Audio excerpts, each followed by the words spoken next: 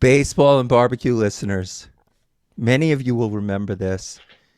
Some of you are too young, but there used to be a commercial for Wendy's, and there was a woman, Clara Pella, and she used to say, "Where's the beef?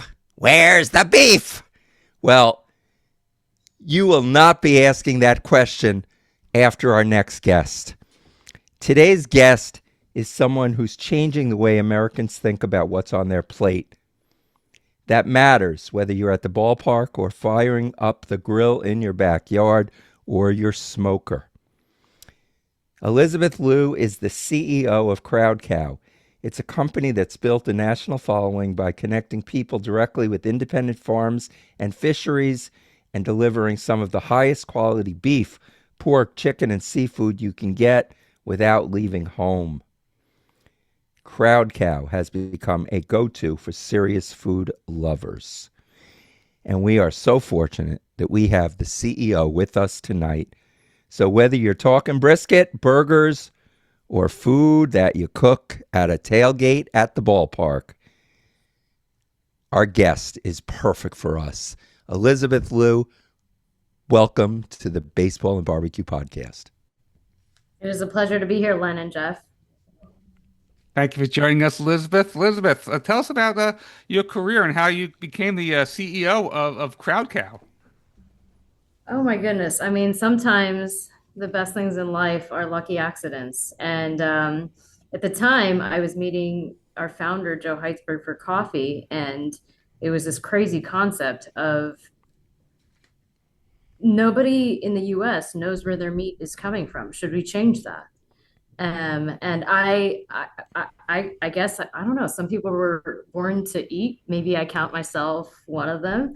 And I happen to really enjoy good meat. And I had no idea at the time how hard it is in the U.S. to actually find and access great meat.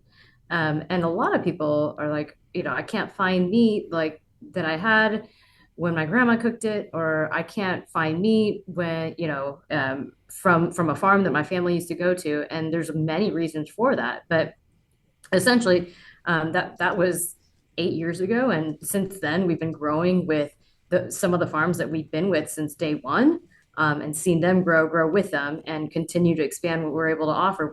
We started by tipping a cow. That is why our name is Crowd Cow, because um, that is actually how meat gets to your table. It does come from somewhere, and the more you know about where it's from, I think sometimes the deeper the connection to your food, the deeper the connection, whether you're at a game, your barbecue, your school, what have you, and whether it's going to someone's house where they're the chef or where you're the chef. Any chef loves to know what they're smoking, what they're grilling. It just brings a deeper joy and meaning in everyone who's lucky enough to be at your table. Elizabeth, I heard of Crowd Cow a while back, and at one point I think you were more of where you would actually buy part of a cow. I think the person could actually Yeah, absolutely. purchase, right? Okay. So Yeah, no, your you're talking business, about when we used to sell what some folks would be familiar as cow shares, right? right? So you Yes. would buy a quarter of a cow or an eighth of a cow, Yes. and that really, how we started is to help farmers and ranchers move their animals and Right. be able to support kind of their operations, and that really that has stuck with us. And so I think you'll find sort of these nose to tail cuts on our site. And if you're buying, to be honest, this is going to be crazy, but if you're buying from a really good farm, a really good ranch, one of the best ways to find the meat quality is to eat their ground beef. Because if you like that, then obviously their ribeyes, their tenders, their strips are going to taste fantastic. But if that ground beef isn't worth eating, then there's no reason why you should eat the rest of the cow. Now your business model has changed slightly, as well as your products. Uh, Everyone should go to crowdcow.com. That's CROWDCOW.com. And you can order from the site. You guys have meat, you have beef, you have pork, you have seafood, game, and I see something even sides. So you guys have come a long way. and such a different company than when you started. Absolutely. I mean, when you think about it, if you think about the concept of craft coffee or craft wine or craft spirits, there is just a tremendous variety and diversity and excellence depending on where that varietal is being grown. And we believe the same about meat and seafood, is that if you are constantly searching for provenance based on the species of the breed that you're raising, you can find the best results that nature produces. And so with seafood, working with some of the best fisheries in Alaska to offer Copper River salmon in season is something that we're deeply proud of. And the same goes to working with Farina Iberico to source 100% Iberico pork that's acorn finished, and that is what is widely known as the Wagyu of pork, just because of the breed and the genetics and how those hogs are finishing in wild forests in northern Spain, and so it just produces. I think this extraordinary meat, whether you're smoking or grilling, that it kind of speaks for itself. The taste is much different with the pork that you describe. I mean, I've never tasted it, but I've heard, and it's like a whole different meat, right? It's just so much It better. is a whole different meat, but in the U.S., you've got also we carry heritage pork, and that's kind of a blend of heritage breeds, Duroc, Berkshire, et cetera. And when you're working with these breeds, it still achieves this beautiful intramuscular marbling. So if you're smoking a pork butt, if you're doing your St. Louis ribs, it does perform quite differently. And I think that anything you're cooking, it starts with the meat itself. We are backyard cooks. We're not competitive cooking. But we love to cook our beef and our chicken and our poultry and our seafood. But on your site, you have a Wagyu and Japanese Wagyu. Could you tell our audience what the difference is? Great question. So we actually carry American, Australian, and Japanese Wagyu, and the difference is really in the genetics and the percentage of genetics. And so maybe I'll start with your two opposite ends of the spectrum. And so the majority of American Wagyu in the U.S. is a Wagyu cross, which is referred to as an F1. So what that commonly is 50% Japanese Wagyu genetics crossed with Angus. And so you've got 50-50, and it is if you think USDA prime, it's levels above that in terms of the marbling, and so you're getting kind of that richness, but you still have this really nice steak experience with that meat because it's 50% Angus. The same concept applies. So Australian Wagyu has F1, but they also have full blood, which essentially means it's actually 99% Japanese Wagyu genetics. And so they're starting with Japanese Wagyu genetics, and over time, as they cross with Angus and continue to increase the Japanese Wagyu genetics, they're achieving higher purity in the bloodline. Then finally, of course, you have Japanese Wagyu, which actually exists in grades A3 through A5. And that grading score is a 12-point BMS score. And so the BMS 8 through 12 is where you're going to get the A5. And the genetics of the Tajima strain essentially achieves a intense marbling within the muscle itself, and so it just eats radically different than your typical Angus. Elizabeth, take me through the ordering process because, please, I go to the website, I pick out my meats, and you even have sides. We got to talk about that too. You have sides: mac and cheese, baked ziti, cheese curd lasagna. So I basically accept my vegetables. I could just have Crowd Cow be my food source. I mean, you've got the meat, you've got the sides, you've got fish. I mean, this is it's like one-stop shopping. It definitely is one-stop shopping for. I mean, your basic criteria is hopefully enjoy meat because that is the core. Our name is Crowd Yeah, Cow this Farm. isn't a site. Vegetarians, go away. they, they would just maybe get hungrier or something if they stared at the website. They I don't might know. actually, they might break down. they might say, forget this. I got to have a steak. Everyone has to have a vice. So we are not for everyone, but it's a good vice to have. Yes. So You know, I order from the site. Does it come like in dry ice? How does it come? Yes. So it comes is everything that you order from Crowd Cow. When you receive it, you'll know the farm or the ranch or the fishery that your product came from, and so that's Okay. very core to what we believe is you should know where your meat is from.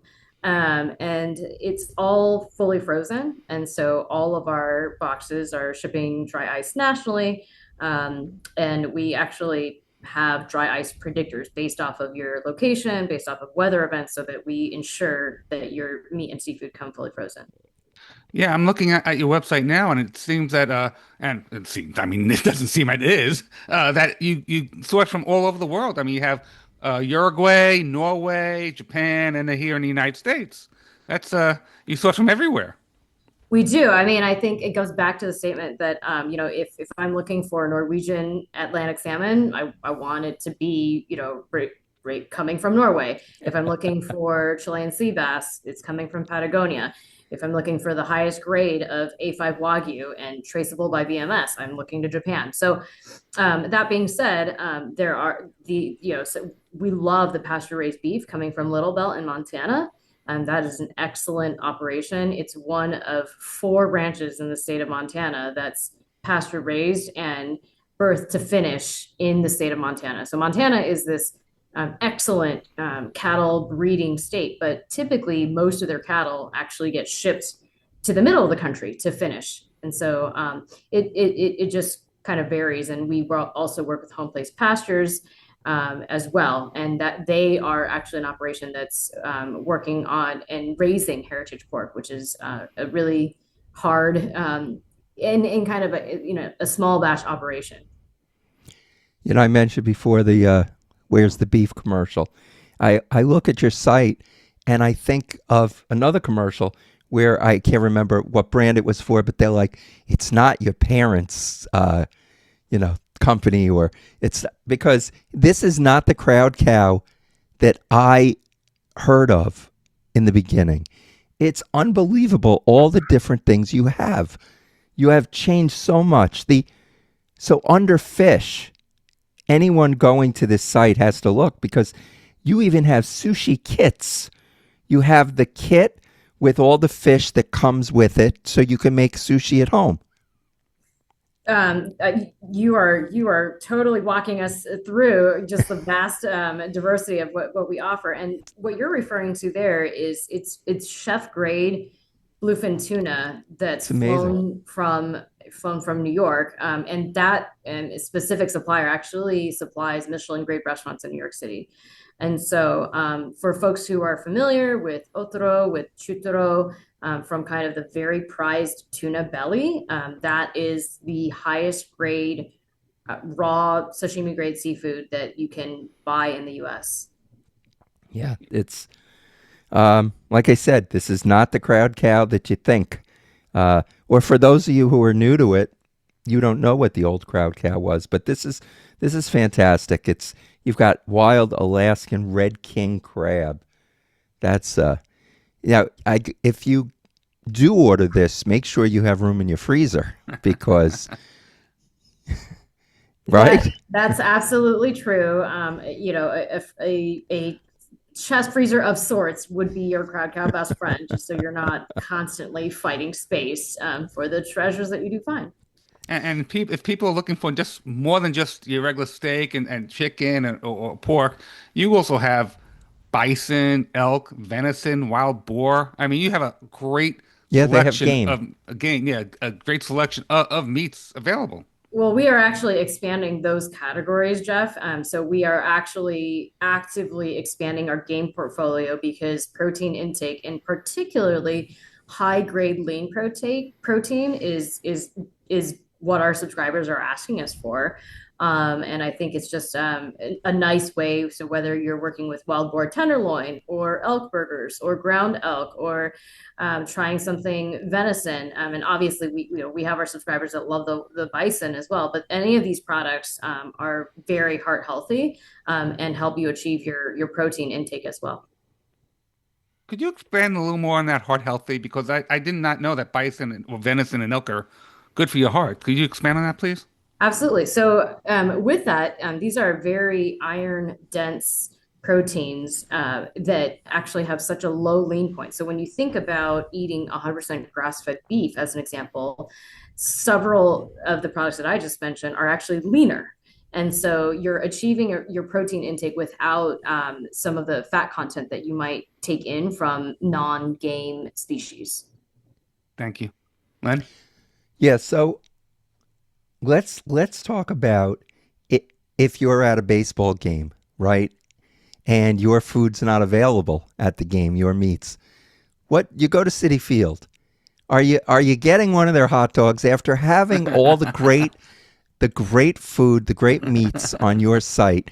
Can you really eat a hot dog at City Field or wherever? I shouldn't For say me, because for I don't me, know I'm where you're actually heading to the located. Mariners tonight. So I'm heading to Mariners right Uh, after you're in this. Seattle. I'm in You're Seattle. out in Seattle. Okay. And there's such a thing as the Seattle dog, but so no, that's just part of the experience. You just have to. It's much harder for me to go to a steakhouse than enjoy a hot dog at a baseball game. Yes, because that's a good point because you want to say, I have a meat that would right.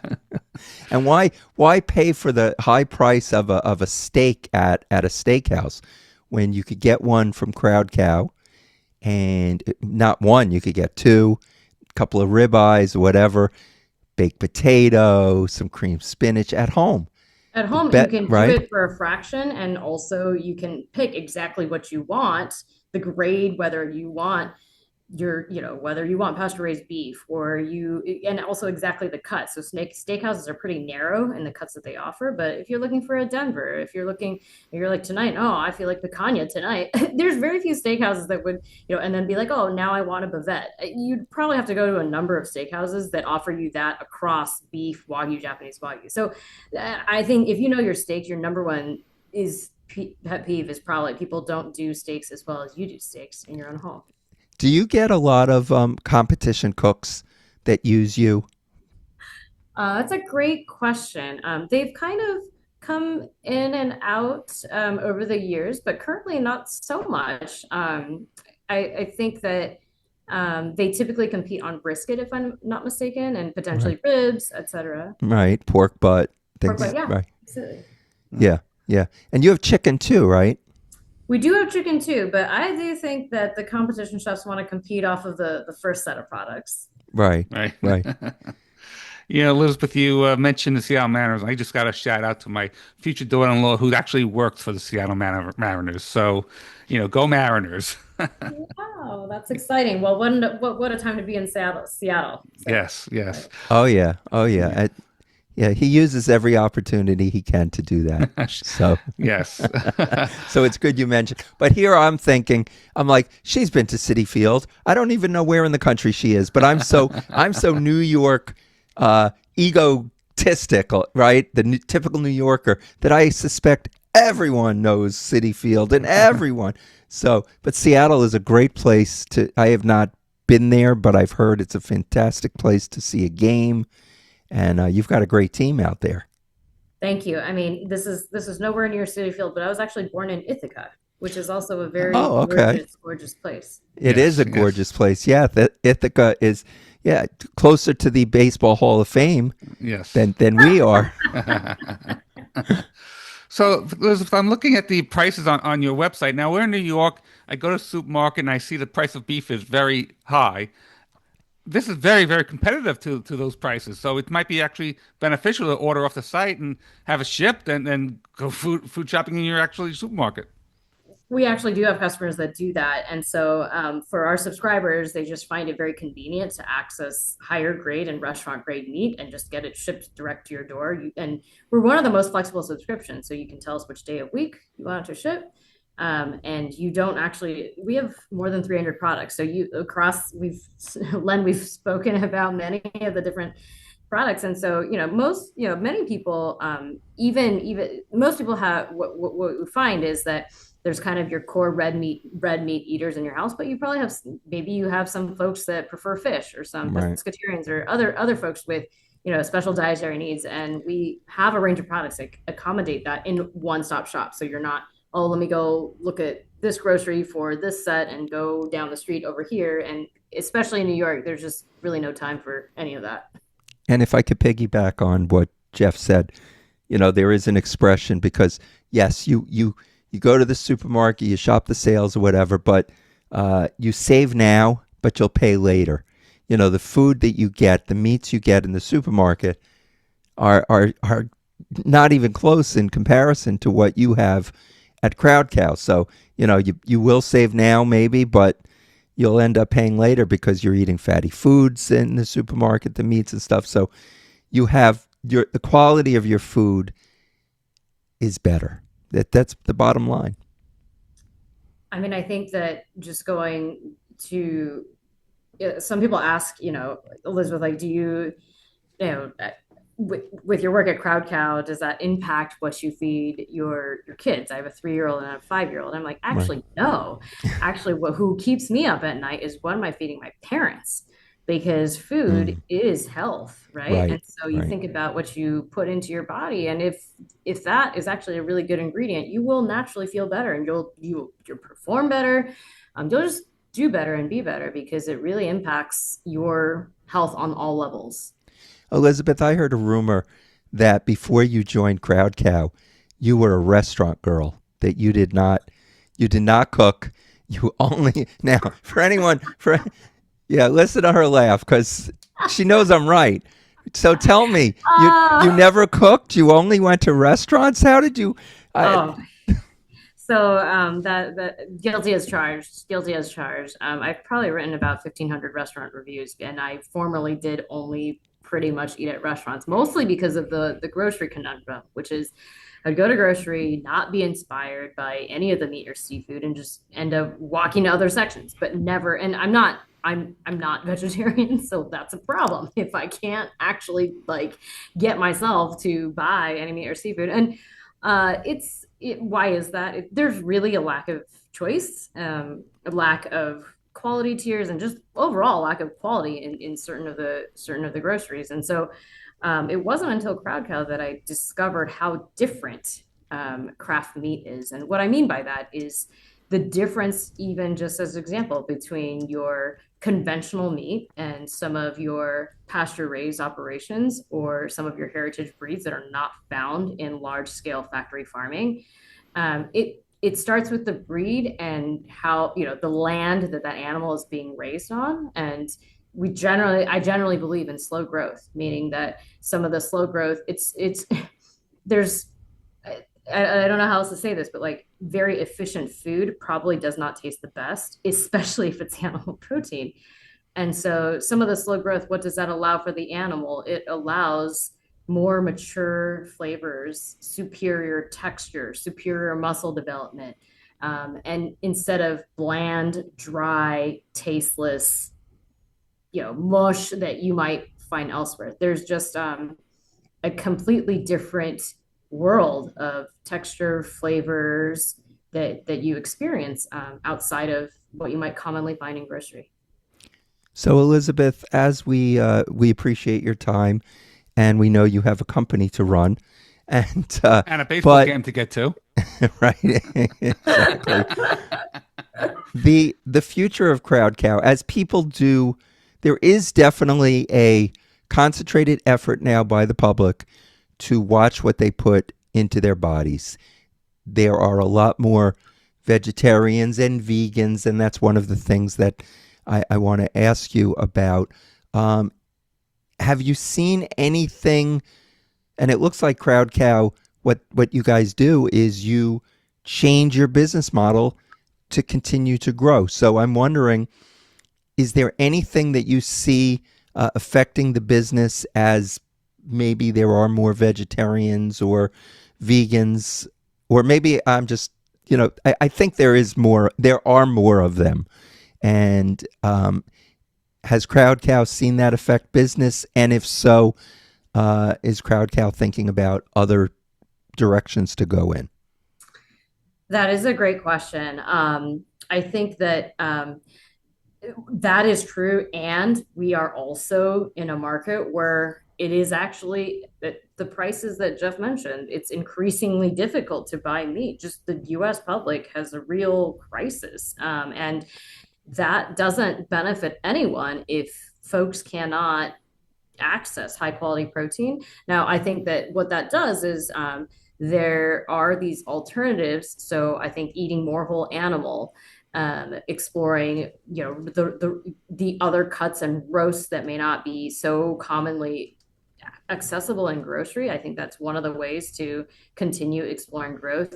Certainly, kind of the protein. This is going to sound so weird, but the protein dense meats like game, I think, are a way to help folks access their health and wellness goals, that would be actually pretty difficult to achieve in certainly grocery, but even online is, if you're accessing and you're trying to explore different ways to meet your protein goals, that can be actually quite daunting. And then in this economy, I think, launching family packs and different subscriber friendly bundles is something that my team is actually actively working on, just because we know that protein is still center of plate for a majority of US households. And that is Right. really, we exist to bridge both. We exist to connect households and families with high grade craft meat from independent farms and ranches. And I think that demand is a real opportunity currently.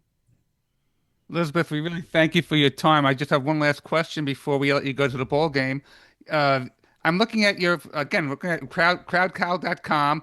I'm looking at your recipes. You have a lot of recipes on this website, but if I scroll down, is explore common cuts, and I'm going, wow, I couldn't believe there's all these products that you offer. I mean, we're talking about I don't know, coho, salmon chop, wild Pacific cod, whole turkey, medium. You have so much stuff here, things I cannot pronounce, but you have some great recipes, and I think everybody should try to check it out because there's so many you got here, and it's just a wonderful place to buy your food and get some recipes on how to cook it. Thank you so much, Jeff. Thank you so much, Len. It's been a pleasure. Before we Th- go, do you have any social media you want people to know about? CrowdCo on Instagram is probably, or Facebook, but particularly on Instagram is where we are most active, and it's fun. We do these meat trivia games, occasionally, and we also spotlight our producers and various cuts. And I think that just what you mentioned, Jeff, with the variety of products, and for folks who are kind of interested in exploring more protein, it's a great place to engage with us. Well, thank you very much, Elizabeth, for joining us on Baseball and BBQ. Thank you, Elizabeth. Thank you so much. Bye Take bye. care. Bye bye.